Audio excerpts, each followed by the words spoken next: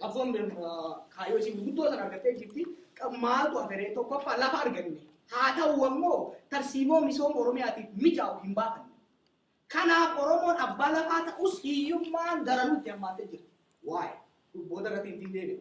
Afaan aadaa duudhaa fi amantiin keenya guddisuudhaaf horoos ta'e wiirtuu barbaachisoo hin qabnu. Hubadhaa afaan keenya barachuu ni dandeenya, Oromiyaa ni qabna, aadaa keenya agarsiisuu ni dandeenya, televizyiinii afaan injifannoon waan dagaagsituu yoo hin qabaatin bu'aa hin qabdu jechuudha. Victory need to be followed by consolidation. For consolidation, there is something you need. Sadaffaan Oromiyaan ilmaan Oromootiin bulti. Har'a jaalattanis jibbitanis Oromiyaan parsantii 100 ilmaan Oromootiin bulchaa jirti. Yusuf Ahmad Galaan Abbaa Jamaal hundaa bulchaa jirti. Haa ta'u immoo dantaa fi fedhii uummata isaanii eegsisuu hin dandeenye maaliif? Sadeen kanaafuu wanni hin danda'aminiif maali? Lafa argannee wanni misoominiif, aadaa argannee wanni guddisiniif, Oromiyaa argannee waan dantaa keenya eegsisuu dandeenyeef aangootu hin jirre jechuudha. Kanaaf akeekni qabsoo Oromoodhaa yeroo ammaa ummata Oromoo aangoo mootummaa dhuunfachiisuu danda'udha. Aangoon maali? Humna dantaa ofii ittiin argatan, kan roorroo ittiin ofirraa ittisan, injifannoo argatan san immoo kan ittiin madeeffatan. Sadaffaan immoo hariiroo hawaasummaa cimsuudhaan tokkummaa fi nagaa ittiin buusan. Har'a osoo Oromiyaan jirtu diinni Jillee fi gosataan Booranaa fi Gabra waliin fichisiisaa jira. Aangoo osoo qabaatee san itti dhiibbuu jechuun nama uummata keessa nagaa fiduu dandeenya. Haya, akeekni aangoo argachuudhaaf kunoo akkamitti deemna? Akkiin jeetti gammadu akeekni amma qabsoon Oromoo irratti xiyyeeffachuu qabdu aangoo poolitikaa akka diinaatti mul'uudhanii fudhachuu akkamitti bira geenya? Qabsoon tarsiimoodhaan qajeelfamuu barbaachifti.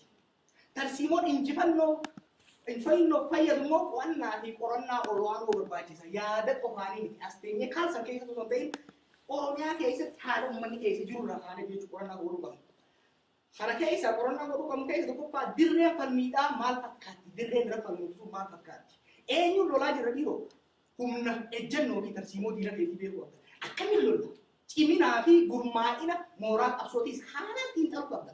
Kaati yaaddeetuma haasawuu osoo hin ta'in haalan qabatamaadhaan diiteelli godhuu qabna jechuudha. Injifannoon ejjennoo fi hariiroo humnoota siyaasaa naannoo sanii fi addunyaa akkasiis qaba biyya saniitis beekuu qabna jechuudha. Tooftaan cimina gabbiftu maal fa'aa akka taate addaan baasuu qabna. Kanaafuu maaltu barbaachisaa keessa fi argachuudhaaf kaayoo san beekuu qabna. Kaayoon Oromoodhaa maali?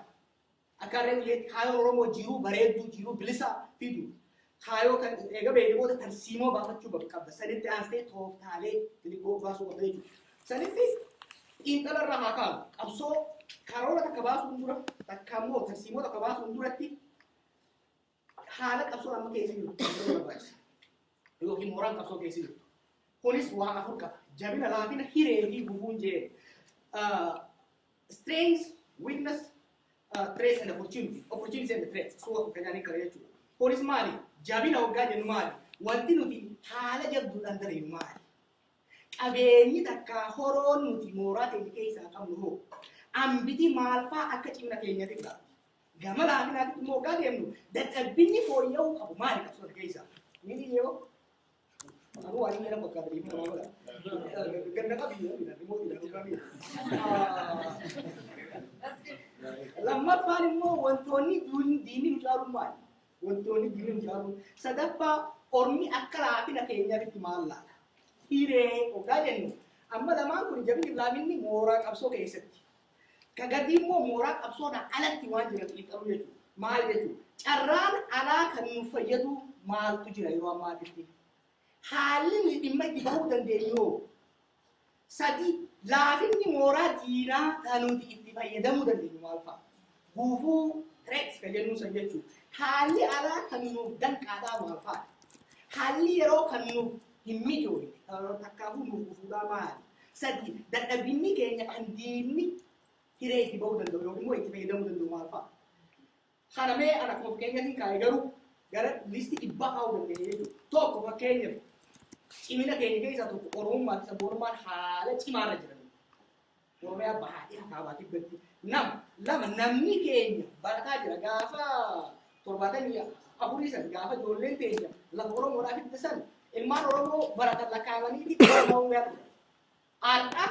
Arda birokiraasiin Oromiyaa keessa jiru gara nama miliyon tokko bitu kala mati dakama kona keessa yoo akkam hammaate yoo xiqqaan xiqqaa sagaltamii saduu sagaltamii sagal ilmaan Oromooti muuxannoo biyya bulchuudha yeroo duraati argachaa jirra jechuudha bara baraan ilmaan Oromoo yuunivarsiitiidhaa bayaa jiran haga fedhe hamaa ta'u wanni asiyu biyya alaa kana yeroo duraati biyya alaa kanarraa doolaara argachaa jirra jechuudha kun jijjiiramaa jira tokkummaan akkasumas baay'inni nama keenyattis advaanteejii kenna jechuudha sadaffaa laafini keenya gara laafina ta'uu qaban babbaqaquun jaarmiyaa qoqqoodamni uummataa laafina keenya muuxannoo dhabuu carraa dhabuu lakkoofsi namaa biyya alaa jiru kun hanqatuun kunis akkasumas sabaa himaan keenyatti xiqqaa ta'u gara hireen tokko mootummaa muula bicuu jibbamaa kun hireen guddamu lammata addunyaan mirga namummaatiif dimokiraasiitiif dhaabbatti sadii qoqqoodamina tokkootu sirna cunqursaa keessatti mul'ata gara fuuldura laallamoo gatii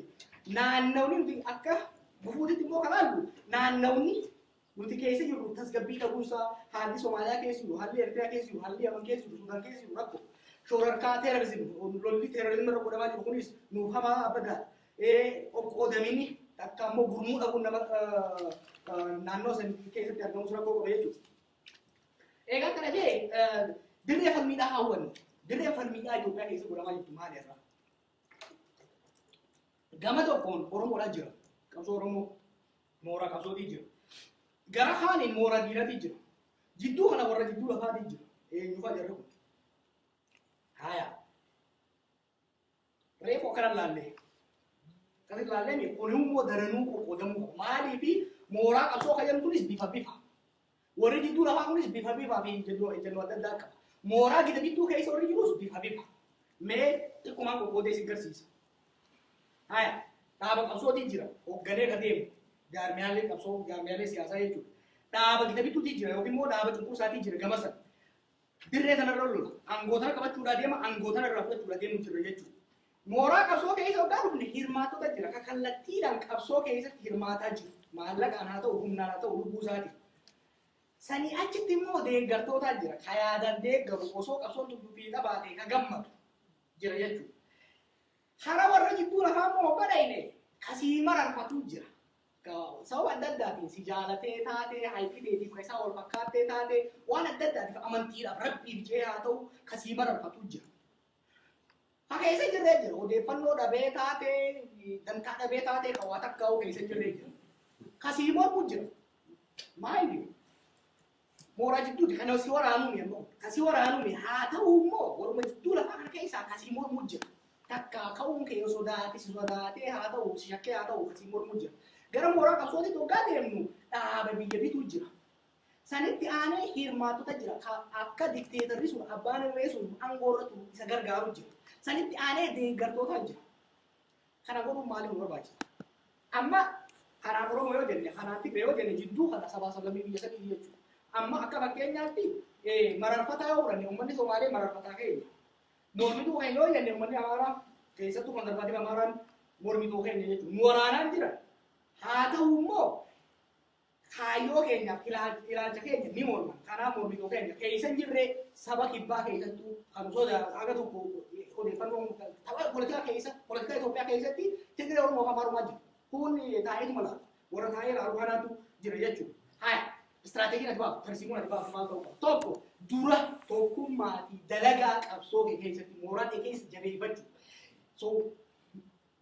Dhawaati wata akkasiisuu qabda jechuudha. Dhawaati tokko asiisuu qabda jechuudha. Jara kana xiqqoma kana haga asitti utaa'u. Kun immoo akka achi utaa'u. Kun akka achi utaalu siisuu danda'uu qabda jechuudha. Kana gochuudhaaf maal godhuu qabda? Dura asitti tokkummaa kee cimsu, tokkummaa fi dalagaa jabeessu. Tokkummaan dalagaadhaan jirti. Yookaan dalagaa cimte viktiriin yookaan dhufuu jalqabu namni gara keetii dhufa. Kaas jiru immoo istiraateejiin hordofu hawwachuu gara kee akka dhufu. Injifannoon ta'e